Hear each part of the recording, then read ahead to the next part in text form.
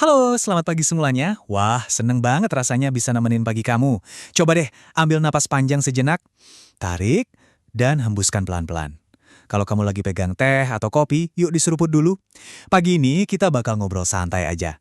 Untuk periode 19 sampai 24 Mei ini, paparan kita bawa tema yang menurut saya personal banget, yaitu melepaskan identitas lama. Judulnya, Kamu Tidak Perlu Kuat, Kamu Perlu Melepaskan. Saya bakal nyampein ini pelan-pelan aja ya, karena topik dari kajian psikologi ini benar-benar butuh kita resapi tanpa harus buru-buru. So, yuk kita selami bareng-bareng. Sekarang saya mau tanya satu hal, dan tolong dijawab jujur di dalam hati ya. Pernah nggak sih kamu merasa capek banget karena ngerasa harus terus-terusan terlihat kuat di depan orang lain?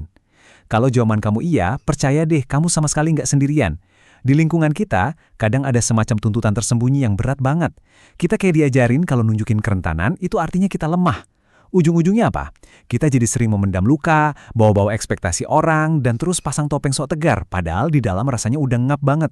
Nah, paparan pagi ini khusus buat kamu yang lagi ngerasa kehabisan napas karena beban tak terlihat itu.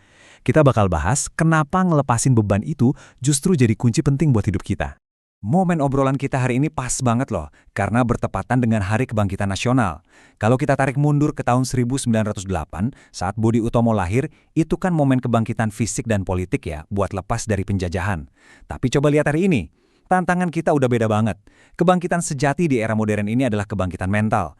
Kita harus berani bangkit buat membebaskan diri dari belenggu psikologis kita sendiri, dari ekspektasi yang mencekik dan masa lalu yang nahan langkah kita. Kenapa ini penting? Karena transformasi mental kamu hari ini adalah fondasi mutlak yang kita butuhin buat capai pertumbuhan kolektif di era Indonesia Emas 2045 nanti. Mulainya ya dari kita sendiri. Gini, banyak dari kita itu sering salah ngertiin apa itu tumbuh atau growth.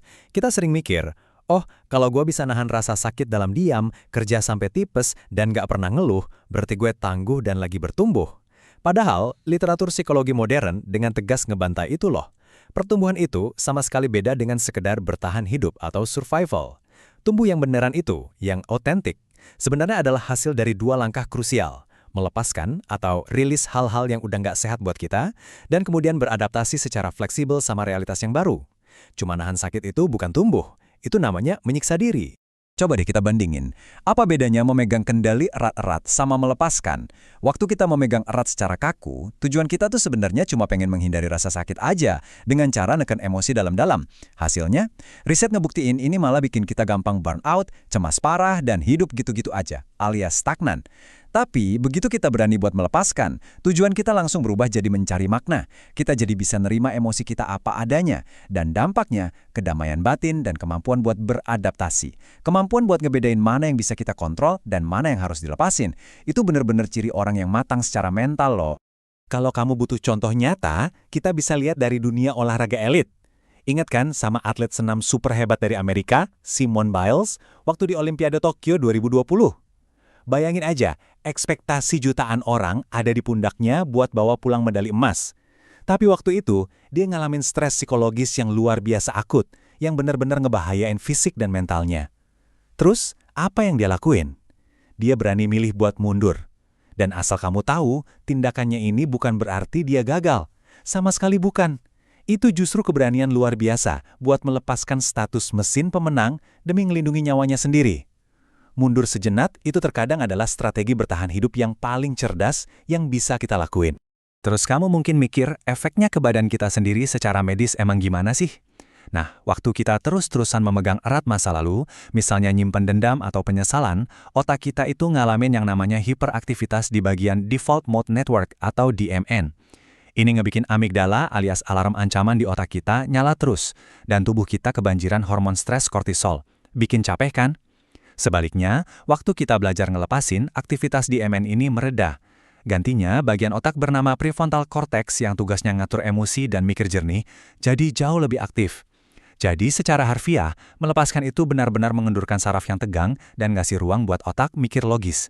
Jadi gini ya poin terpentingnya, setelah kita berani melepaskan dan ngelewatin masa-masa sakit itu, kita nggak sekedar balik ke titik awal, Di dunia psikologi, ada konsep keren banget yang namanya post-traumatic growth atau pertumbuhan pasca trauma. Ini bukan kayak karet gelang yang ditarik terus balik ke bentuk semula ya. Ini adalah perubahan di mana kamu benar-benar melompat ke level yang jauh lebih tinggi dari sebelum kamu kena masalah. Kamu bakal jadi jauh lebih kuat, punya hubungan yang lebih dalam sama orang lain, dan nemuin tujuan hidup baru. Sains itu udah ngejamin setelah kamu ngelepasin beban itu, kamu nggak cuma sembuh kok, kamu bakal mekar jadi versi diri kamu yang paling utuh. Menariknya, di budaya kita di Indonesia, konsep tumbuh lewat ngelepasin ini udah sering banget kita dengar lewat satu kata ajaib. Ikhlas. Sayangnya, ikhlas ini sering disalahartiin sebagai sikap pasrah, ngalah, atau lemah. Padahal, sama sekali enggak. Ikhlas itu sebenarnya adalah proses mental yang sangat aktif. Ikhlas adalah jembatan yang ngebantu kita ngelepasin hayalan tentang seharusnya hidup gue nggak gini, dan mulai nerima apa yang benar-benar ada di depan mata. Alih-alih buang energi buat ngelawan kenyataan yang udah terjadi, ikhlas ngebantu kita buat move on dan ngebangun makna baru dari realitas yang ada sekarang.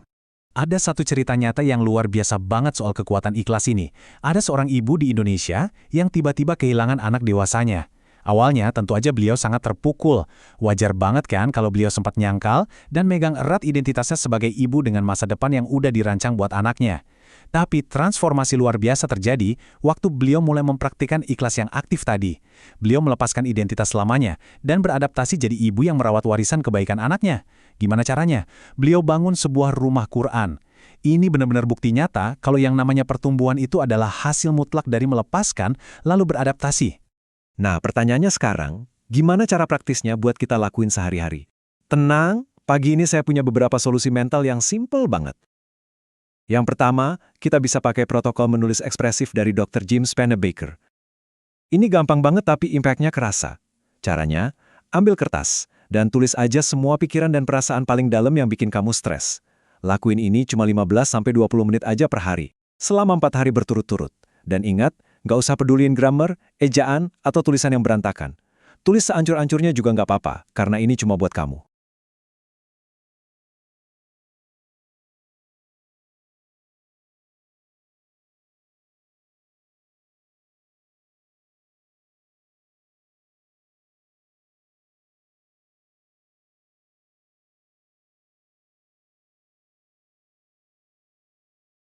Alat kedua yang bisa langsung kamu pakai hari ini juga adalah teori biarkan saja atau let them be. Jujur deh, berapa banyak energi kita yang habis gara-gara mikirin omongan orang? Nah, teori ini simple banget. Kalau ada orang yang salah paham sama kamu, let them be. Biarkan saja. Kalau orang lain bikin pilihan hidup yang bikin kamu gregetan, tapi itu bukan urusan kamu, biarkan saja. Kenapa kita harus melakukan ini? Karena melepaskan tanggung jawab atas hal-hal yang di luar kontrol kita, itu benar-benar bakal membebaskan energi mental yang gede banget. Energi yang tadinya habis buat mikirin orang, sekarang bisa kamu pakai buat hal-hal yang benar-benar bisa kamu ubah di hidup kamu sendiri. Terus yang ketiga, ini cara paling instan dan bisa kamu lakuin di mana aja, yaitu lewat napas kamu. Waktu kecemasan datang tiba-tiba, jantung kan pasti deg-degan tuh, amigdala nyala. Tapi coba deh hack sistem tubuh kamu dengan ambil napas dalam-dalam dari perut. Tarik lewat hidung, rasain perutnya ngembang, terus hembusing pelan-pelan. Pernapasan diafragma ini otomatis bakal menstimulasi saraf vagus kamu. Fisiknya, detak jantung bakal turun, dan otak dapat sinyal kalau, oke, kita aman. Waktu tubuh kamu udah merasa aman, barulah mental kamu bisa lebih santai dan siap beradaptasi lagi. Sebagai penutup obrolan pagi kita yang hangat ini, saya pengen nitip satu pertanyaan buat kamu renungin hari ini. Apa sih satu aja beban masa lalu yang udah siap banget kamu lepaskan hari ini supaya kamu bisa terbang jauh lebih bebas? Ingat ya, melepaskan ekspektasi atau identitas lama yang udah ngeberatin kamu itu sama sekali bukan tanda kelemahan loh. Itu justru strategi level tinggi buat dapetin hidup yang lebih utuh dan damai. Kamu nggak perlu memaksakan diri buat selalu terlihat kuat tiap saat. Lepasin apa yang nggak bisa kamu pegang dan pakai sisa energi kamu buat tumbuh. Semoga paparan pagi ini bikin pikiran kamu jadi lebih jernih ya. Yuk hadapi hari ini dengan senyuman paling lebar, dengan langkah yang lebih ringan dan pastinya dengan hati yang jauh lebih bahagia. Selamat pagi, selamat beraktivitas, dan selamat bertumbuh.